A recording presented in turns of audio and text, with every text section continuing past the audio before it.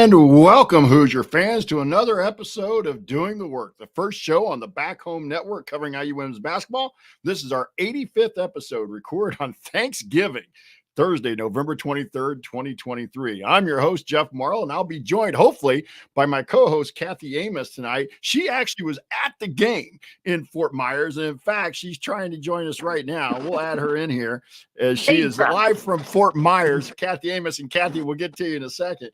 But we're going to be breaking down the big win. Probably, I think Kathy will probably agree with me. This is definitely the best this team has played so far in the young season from beginning to end. Didn't shoot it well, but defensively, I got a feeling Coach Moore is going to give them a pretty good grade tonight. And I thought the offense came around a little bit more in the second half. But they win tonight. Your number 21, number 19 Indiana Hoosiers with a 71-57 win over the number 19, number 21 Tennessee Volunteers. And that brings their record to 4-1. And as usual, we'll start this show with our Hoosier Proud banner moment. And our banner moment, make sure I'm getting everything here, because I'm doing everything tonight, because Kathy's actually at the game, as we said. But as usual, we'll start the show with our Hoosier Proud banner moment. Our banner moment is brought to you by Home Field Apparel, presenting sponsor of the Back Home Network. And Kathy, I'm going to go with that segment in the second quarter, toward the last part of the first half. It was 16-16. Indiana had been leading most of the game, but they outscored Tennessee 17-5 over the last few minutes. And that was powered primarily by Yarden Garzone, who hit 3 threes in that stretch and finished the first half with 16. I thought that was the key to the game, because I was sitting here watching it and watching with Danny, watching with my wife, Kim, thinking, and just kind of in my head, just thinking that, a 6-point run is going to feel like a 15-point run. And that kind of really is what it turned into. And the defense really locked in. So that's my proud banner moment tonight from back home network, for the Back Home Network on the Home Field Apparel banner moment. Home Field is constantly releasing new schools or updating their products for schools in their existing line. You are bound to find something for you or anyone in your life that just loves great collegiate gear. Right now, they have some retro-inspired snapback hats. Not only do you get that quality apparel, but you're supporting an Indiana-based business that has its roots in the Kelley School of Business. Go to homefieldapparel.com and use our promo code HOME23, HOM23, to get 15% off your entire first order. That's promo code HOME23 for 15% off. But wait, I believe they're still actually running a Black Friday special on the website for 20% off. And that code is Black Friday. All right. So you can use that and get 20% off and save your Back Home Network Home 23 for another time. Once again, the website is homefieldapparel.com. Wear one for the team.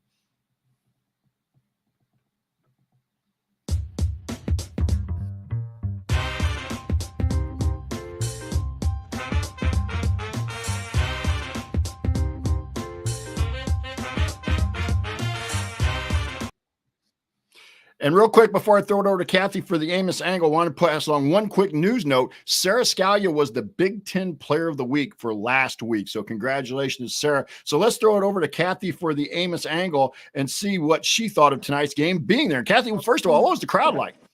The crowd was great. Can you hear me okay? Yeah, we can hear you. Awesome. Yeah, you know what? The crowd was great. Actually, on both sides. It was the side of the arena in particular that we were on was almost completely packed. It was really fantastic. And I would say it was probably about 60% Indiana on our side, 40% Tennessee. But on the other side of the arena, it was about half full, and it was almost all Indiana fans over there. So I would say that there was a slightly more Indiana edge here tonight for sure. And I'm kind of watching right now, all the players are coming back out and meeting with their family and some of the fans and signing autographs and stuff. It's really great. That's who I was just waving at. I gave Yarden a big happy birthday. So happy birthday to Yarden. Yeah. Maybe I can just go down and get some player interviews real quick as they're coming out. Yeah. Like our friend Chad did that time when the men were in the Bahamas. Absolutely. So yeah, just a really great atmosphere here. The arena's small, but I have to say kudos to the Fort Myers people here on their production. They played Rocky Top during one timeout, and the next time they came out and played the William Tell Overture, and you had all the Indiana fans standing up and clapping along, and we're all pretending the flags were out and stuff. I think they just did a really bang-up job here. So super happy to be down here spending my Thanksgiving, and just what a wonderful win. And happy birthday to Yarden too. What a great way to spend your 20th birthday. Yes, happy birthday, Yarden. So So Kathy, I'm going to throw it to you real quick. I'll keep it with you, I should say. Let's talk about some of the pivotal plays tonight. Let's start with you. What did you think was a pivotal play? Yeah, gosh, I don't know. That's really hard to say. Boy, I guess I would say just that first 3-pointer from Yarden. You know, she was kind of struggling shooting from two, and then once she saw that first three come down, boy, she just really seemed to just hit it after that, and you could just see her confidence go up. And you know, what did she end up shooting? 9 of 20 from the field, but 5 of 6 from 3-point land for Yarden today. So just, I thought she was, you know, I'm sure we'll talk about her more, but to me, that first three, seeing it go down, and, you know, it's kind of funny sitting in the crowd, you know, you get to know your fellow Hoosiers real quick and met some new friends tonight. And somebody looked over at us and said, I think Yarden just smiled. And I realized she did.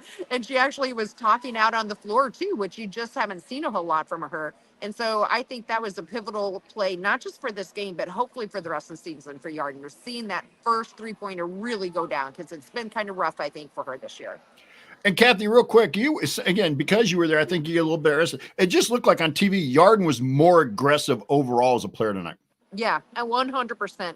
Not just with her shot selection, but you could see her driving and rebounding. And honestly, I thought on defense, she looked even more aggressive. She came really out from the tip, and you could see the aggressive nature and the high energy from her. But I really thought the whole team in particular, they looked a lot more keyed in today. And, you know, I'm talking with some of the other fans before the game, you know, reports coming out of practices down here were really positive. You know, they said the practices that were just really spot on.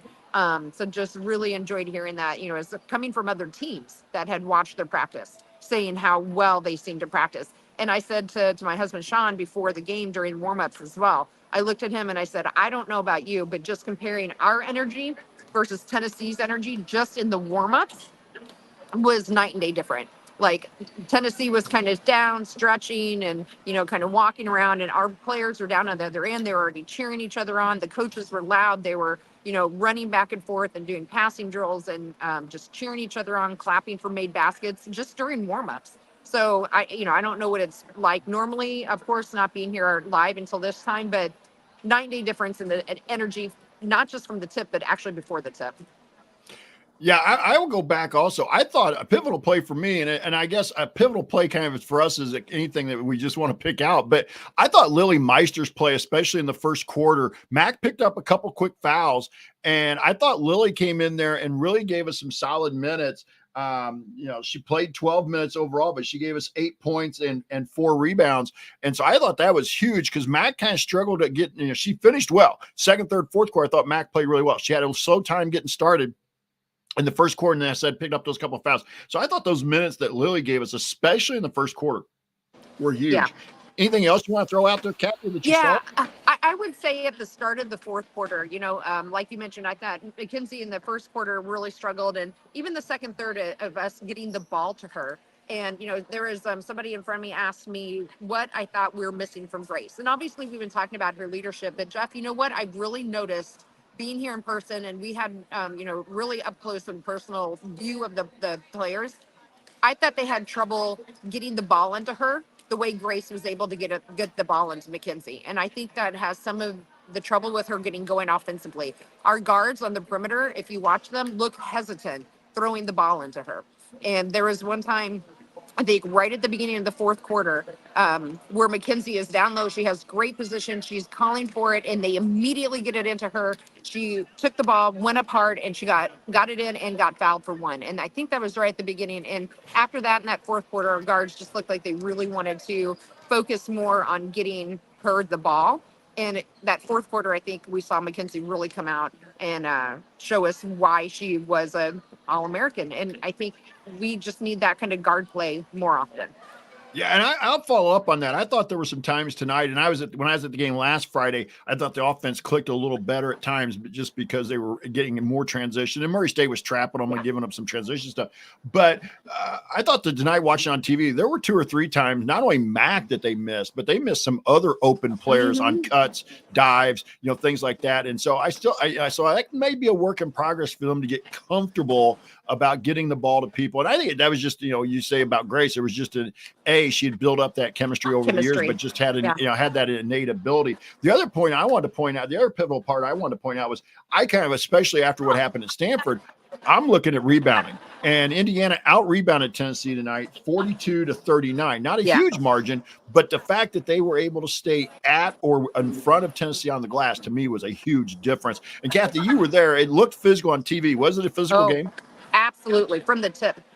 Absolutely. Yes. And, that I think on both ends of the floor, we were physical with them and defensively, and I think they were absolutely physical with us. And my goodness, I think at the end of the first quarter, I looked over at people and I said, I don't know about you guys, but I'm tired and I'm not playing. It was really aggressive for sure. And then of course the refs, you never knew what was going to be a foul, but they didn't call a lot of fouls. I thought that seemed like they should be. I thought McKenzie, in fact, is really getting outworked down below by Strickland in particular. But a lot of the time she was just right on her back, and it was just so hard for her to get position. It was really physical all around. Both teams only shot 13 free throws combined. Yes. I mean, there was not very many free throws. No. Other than a few hand check fouls here and there. Yeah. Other than that, yeah. Yeah. So anything else on the pivotal plays, Kathy, or you want to move on to the game ball?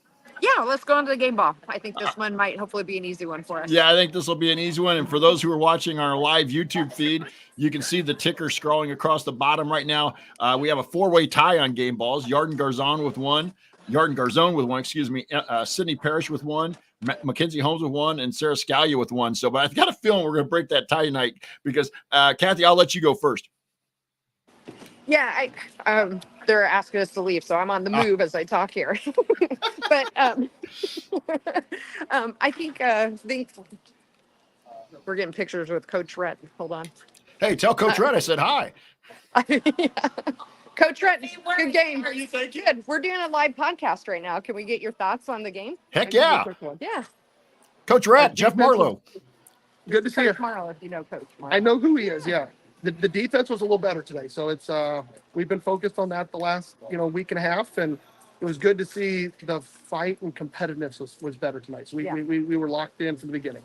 Absolutely. Yeah. Great. It was good. It was good to rebound him. Nice to meet you. Yes, nice to meet you. Yeah. Thanks, Coach Rhett. There you go. I pulled a Chad. Yes. Okay, so for me, Jeff, I'm going to go with Yarden. I think this was just a great coming out party for her tonight. Happy birthday to her again. 20 points. She was stuck at 18 there for a while, and their whole section was actually really 23. Yeah, she was stuck at 18. Her whole section was like, you have to get to 20. You have to get to 20. It's your 20th birthday. So, she finally hit that, and then a few more shots, and her rebounding, her defensiveness. I think just all around it was just a great game from Yarden. So for me, Yarden gets my game ball. Yeah, and I'll finish that out, Kathy. 23 points, 5 rebounds, 5 assists for Yarden tonight on her 20th birthday. So, yeah, Yarden Garzon is going to get our game ball here pretty unanimously. And I think that's looking for the workaholics here and the workaholics in the chat. Everybody, I think, pretty much is in agreement that Yarden gets the game ball for tonight. So congrats to Yarden. That becomes her second game ball of the year and puts her in the lead so far with 2 game balls. So let's move on to the Grace Berger hardest worker of the game. And again, if you're watching on the live YouTube feed, you'll see our tracker at the bottom. Lexi Bargesser has 2, Lene Beaumont 1, Lily Meister 1. And Kathy, again, since you're on the walk here and I may lose you, I'll let you go first on the hardest worker.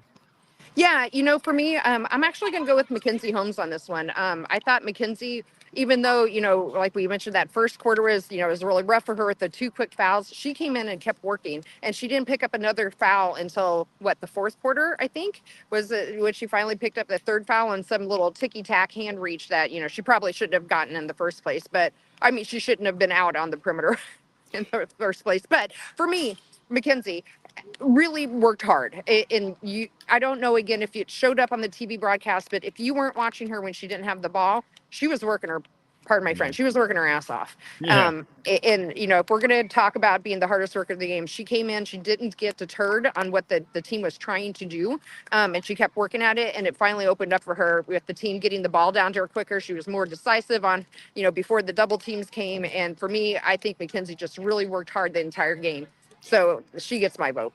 Okay, well, we're going to have to open this up to the workaholics and hope they'll help us out here a little bit, because I actually was going to go with Chloe. I thought Chloe actually, she didn't shoot it well, but she had 7 points, 5 rebounds, 6 assists, and 3 steals for Chloe in 32 minutes. So so we're going to kind of leave it open here for a few seconds to see. We got 1 for Chloe, 1 for Mac in the workaholics so far. So we'll see if we can break a tie.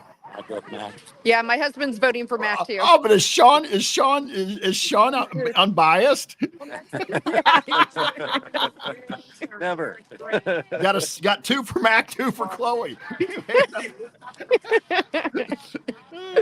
We may end up having to split this one. We may. We'll put it out in the Substack and see. There we go. That's a good one. Oh, got a third one for Mac. Okay. So we're gonna say this, and plus Sean, so I'll make it 4. Nope. Now I got another one for Chloe Moore McNeil. This is interesting. Oh, no. This is where we're going here. Oh, got a 4th one. So I agree with you, Kathy. Let's call it a split for now, and we'll put it out in the Substack here a little bit later. Sounds good. And see what we get. But so we'll call this a split right now between Mackenzie Holmes and Chloe Moore McNeil on the Grace Berger hardest worker of the game. And Kathy, I don't know, as we kind of segue out of this, our next game is Saturday against Princeton. And today, Princeton defeated number 20 Oklahoma 77-63. That game is Saturday morning at 11 a.m. Eastern, 10 a.m. Central. And Early. you are able to watch this. Get the website, and you can find it in the IU website as well. But the website is FSWBucks, BUCS.com. So capital F, capital S, capital W, capital BUCS.com, FSWBucks.com. And we think this is going to be a free stream. So we're passing this along, hoping it will remain that way from what we've been able to check out so far. It looks like it'll be a free stream. But did you get to watch any of the Princeton game? No, we didn't. We were actually at a hotel bar hanging out with a lot of the parents of the players, believe it or not. We were going to go to that game, and then Mackenzie Holmes' dad texted me and said, "Hey, we're going to have a little meetup." And I said, "Hey, let's go do that instead."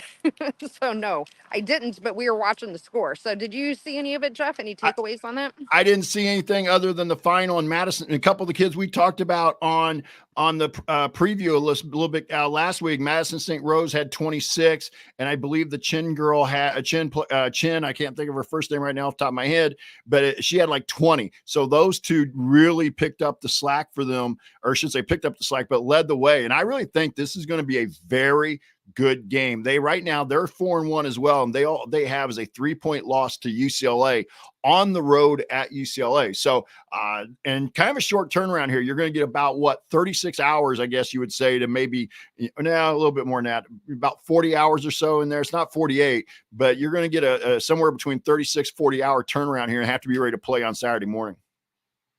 Yeah, in that early tip time too. So hopefully they get some good R&R at their hotel tomorrow.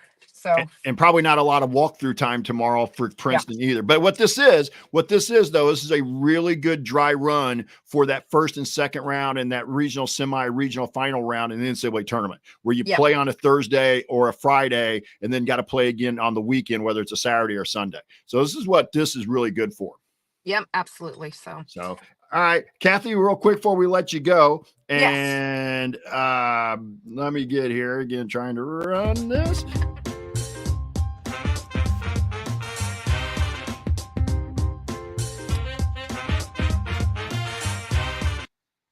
Okay, we don't call it for say last call anymore, but any final thoughts, Kathy, and then I'll let you go.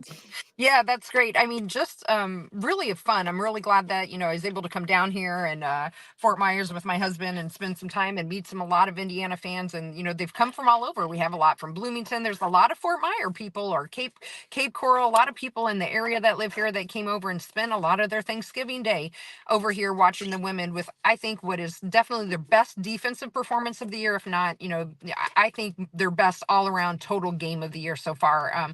So let's keep building off of that. that and see if we, maybe got Yarden going. We can start getting the ball into McKenzie. Our defense has really stepped up. Keep that going. Really looking forward to that Princeton game early on Saturday morning. Okay. Kathy, thank you for joining us. And we're going to be on again Sunday at 5, I believe we decided. We're not going to try and do a game Saturday because with football and I have, you're going to be traveling and I'm going to be doing some things. So we will be back on. I'll remind our listeners again, we'll be back on Sunday at about 5:00 Central Time. We're trying to, again, the men play Sunday too. So it's we're playing around with some times here, but right now we're thinking 5:00 Central Time on Sunday. Yep. Thanks for letting me join. I'm going to drop off and tell Sean hi, and you guys enjoyed the rest of your evening. Yep. Thanks a lot, everyone. Happy Thanksgiving. Yep. Happy Thanksgiving. Bye-bye. See you, Kathy. And a couple things I really want to factor in here real quick before I let all of you go is a couple numbers that we didn't quite get to, but points in the paint. Indiana won the points in the paint battle 32-18. And obviously that helped that Rakia Jackson did not play for Tennessee today. But again, I think the rebounding, the points in the paint are huge numbers for this team. When they can do those things where they're battling inside and getting some shots inside, I think it really saw, especially in the second half, you saw things open up for Yarden, Sydney, Sarah on the threes, because now they had to protect in the paint a little bit more. And they had to be a little more concerned about rebounding. They couldn't just sprint out and cover up on any potential shooters. So I thought that was a huge number. And then I had posted this in the Discord for those who are following in the Discord.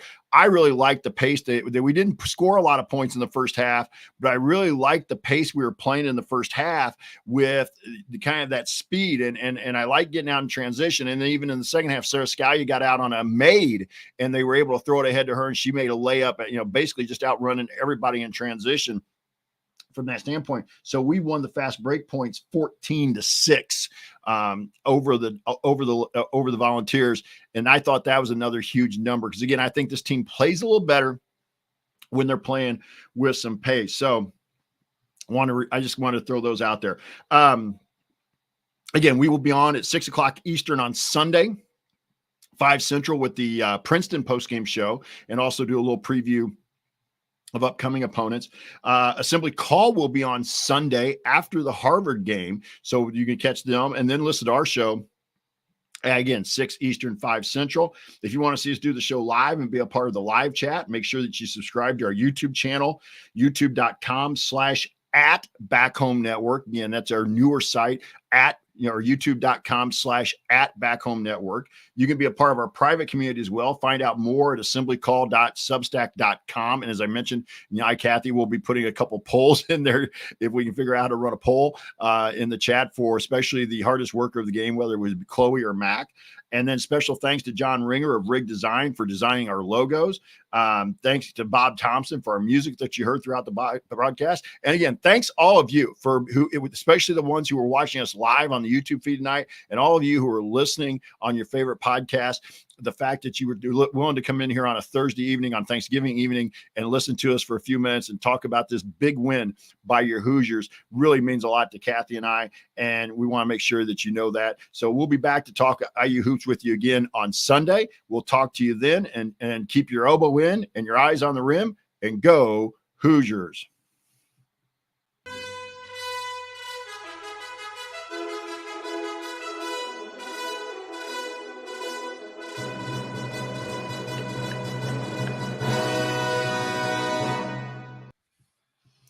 All right. Thanks, everybody, and happy Thanksgiving to everybody out there. And we'll talk to you again on Sunday evening about the Princeton game. See you guys.